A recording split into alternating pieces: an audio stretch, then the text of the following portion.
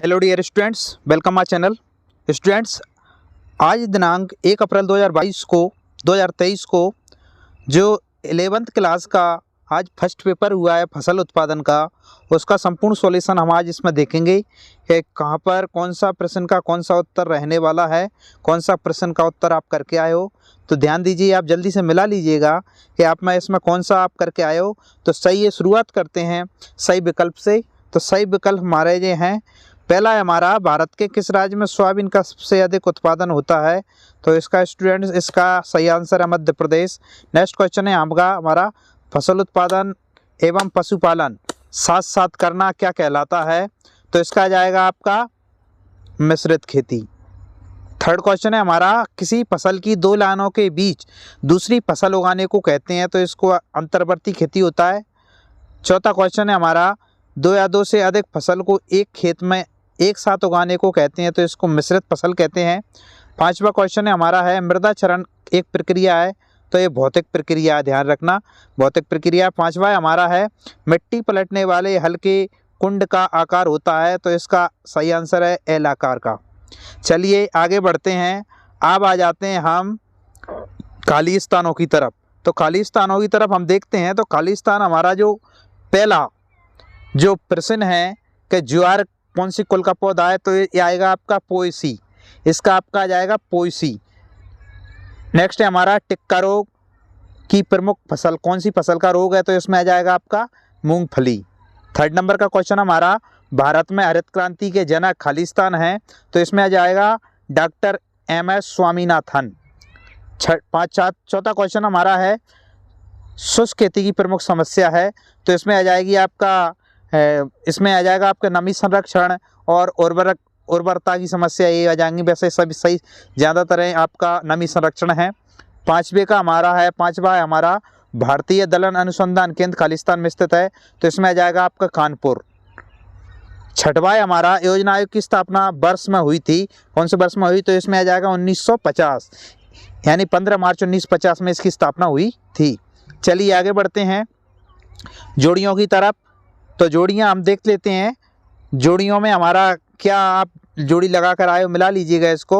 तो देखिए, पहला हमारा मृदा में वायु। तो इसका वायु का प्रतिशत होता है 25। इसका आ जाएगा मृदा में जीवांश, जीवांश का आ जाएगा आपका 5%। और मृदा में खनिज, तो इसमें आ जाएगा आपका 45। अम्लीय मृदा का pH मान, तो ये आ जाएगा आपका 7 से कम। और क्षारीय मृदा का pH मान, तो इसका जाएगा 7 से अधिक। तो हमारे ये हो गए हमारे जोड़ियाँ। चलिए आगे चलते हैं। अब हमारा चौथा नंबर का जो क्वेश्चन आंसर है, एक वाक्य में उत्तर, इसकी तरफ हम देख लेते हैं। एक वाक्य में, तो ग्लेडियोलस का कुल लिखिए। तो इसका इरिडेशिया है, इसका क्या है, इरिडेशिया।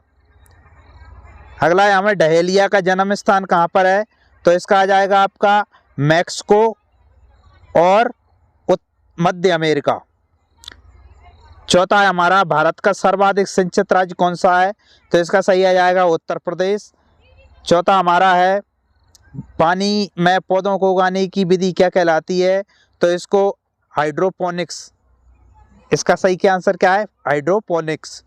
और पांचवा है हमारा, डेवलर का क्या उपयोग होता है। तो इसको ये मिट्टी दबाने के लिए उपयोग किया जाता है। जब हम किसी भी फसल को बोते हैं, उसके बीज को भूमि के अंदर डालते हैं, तो मिट्टी को दबाने के लिए इसका उपयोग किया जाता है। चलिए पांचवा क्वेश्चन की तरफ देख लेते हैं। पांचवा क्वेश्चन हमारा है सत्य असत। तो इसमें हम देख लेते हैं सत्य असत क्या है। तो पहला हमारा दिया है, बड़े पैमाने पर खेती हेतु मिश्रित विधि लाभदायक नहीं है। तो ये आपका सत्य है। सेकंड है आपका, किसी फसल की दो लाइनों के बीच में दूसरी फसल उगाने को मिश्रित खेती कहते हैं। तो ये हमारा क्या है, असत्य, क्योंकि इसमें ये अंतर्वर्ती खेती होती है। तीसरा है हमारा, मृदा क्षरण का भूमि की उर्वरता पर प्रभाव नहीं पड़ता है। तो ये भी हमारा असत्य है, क्योंकि इस पर पड़ता है। चौथा है हमारा, मिट्टी को पटेला द्वारा समतल किया जाता है। ये आपका सत्य है।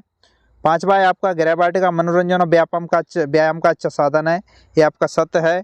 पांचवा है हमारा, गुलाब कंपोजिटी कुल का पौधा है। तो ये आपका असत्य है। स्टूडेंट्स, आगे आपको जितने भी क्वेश्चन हमने बताए थे वो सारे इसमें आ चुके हैं। कोई भी क्वेश्चन आपका बाहर नहीं गया है, जितने भी हमने आपको बताए थे सभी आ चुके हैं। आप अपने अपने उत्तर इससे मिला लीजिएगा, आपका कितना आपका सही गया है कमेंट करके बताएं कि आपका इसमें से आपका कितना आया था, कितना आपका सही आंसर गए तो कमेंट करके ज़रूर बताएं। अगर हमारे चैनल पे आप नए हो तो चैनल को सब्सक्राइब करें, बेल आइकन ऑल पर प्रेस करें, जिससे आने वाली जो अपडेट है आपको लगातार मिलती रहे। आज के लिए बस इतना ही। धन्यवाद। जय हिंद।